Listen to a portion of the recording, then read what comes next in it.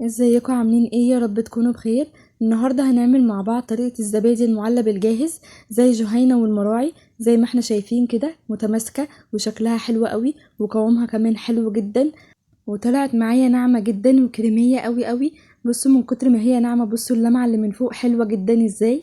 انا من الناس اللي ما بتحبش الزبادي البلدي عشان بيبقى فيها نسبه حدقان شويه، فدايما بحب الزبادي العلب الجاهزه اللي من بره. فقررت ان انا اعمل زيها، بس بالعكس طلعت بجد احلى بكتير من الجاهزه كمان. طعمها حلو وقوامها حلو جدا وناعمه قوي. بصوا كمان متماسكه جدا زي ما احنا شايفين.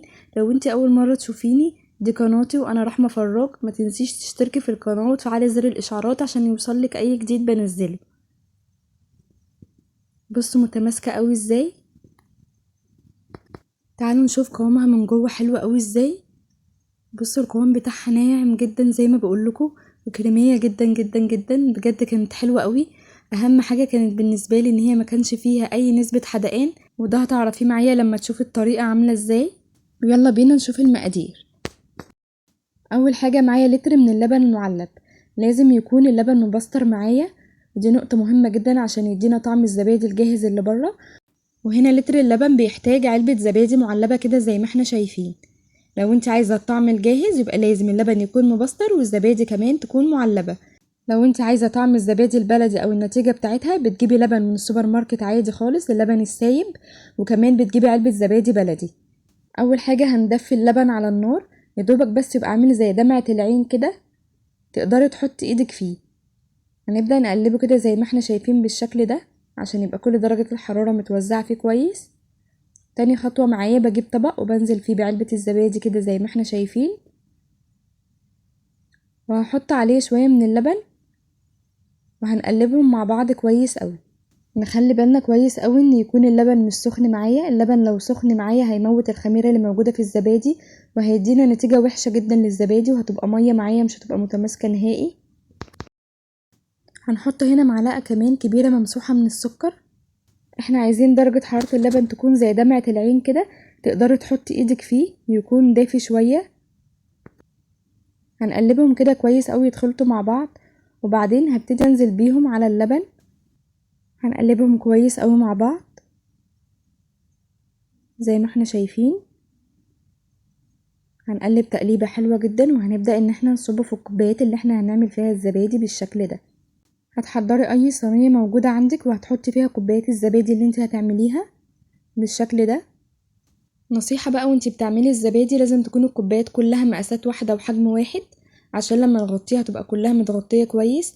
انا عملت هنا في الطواجن فخار كده زي ما احنا شايفين، بس ما ادتنيش نتيجه مظبوطه قوي لان لما غطيتها كله طبعا اللي فوق الكوبايات العاليه اتغطت كويس، والطواجن فخار للاسف ما اتغطتش حلو.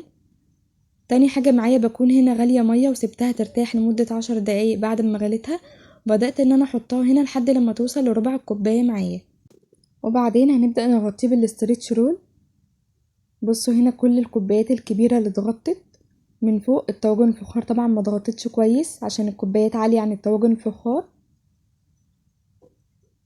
يبقى اهم حاجه ان احنا نعمل الكوبايات كلها مقاسات واحده. غطيته كده كويس قوي مرتين بالاسترتش رول، وهغطيه بالفوطه، وكمان هكون مسخنه الفرن لمده ربع ساعه وطفيت عليها. وبعد ما اطفي على الفرن هبدا ادخل الزبادي فيها، وهنسيب الزبادي في الفرن لمده لا تقل عن 6 ساعات. ويستحسن كمان لو سيبناها من بالليل للصبح. اكد تاني لازم نكون طافين الفرن واحنا بندخل الزبادي.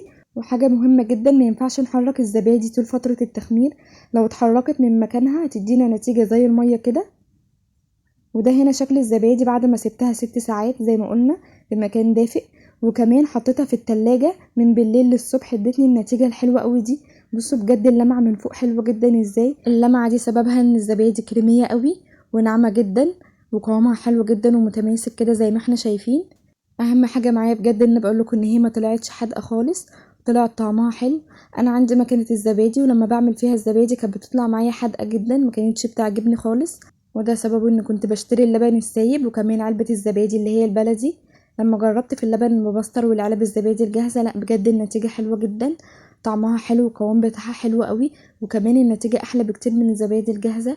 لتر اللبن هنا معايا عمل لي 10 كوبايات كده زي ما احنا شايفين. كمان الطواجن الفخار دي واخدة يمكن الطاجنين يعملوا كمان 3 كوبايات.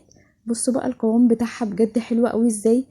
كمان معلقة السكر اللي احنا حطيناها بجد ادتنا طعم حلو جدا للزبادي، خلت طعمها يبقى حلو جدا كده، في نسبة سكر حلوة قوي، بجد هتتفاجئوا من طعمها حلو جدا، هتعجبكم، جربوها حتى لو في نص لتر من اللبن، بجد القوام والنعومة بتاعتها بتتكلم عن نفسها زي ما احنا شايفين. ما تنسيش بقى لو الفيديو عجبك واستفدتي تعملي لايك وتشتركي في القناة وتفعلي زر الاشعارات عشان يوصلك اي جديد بنزله.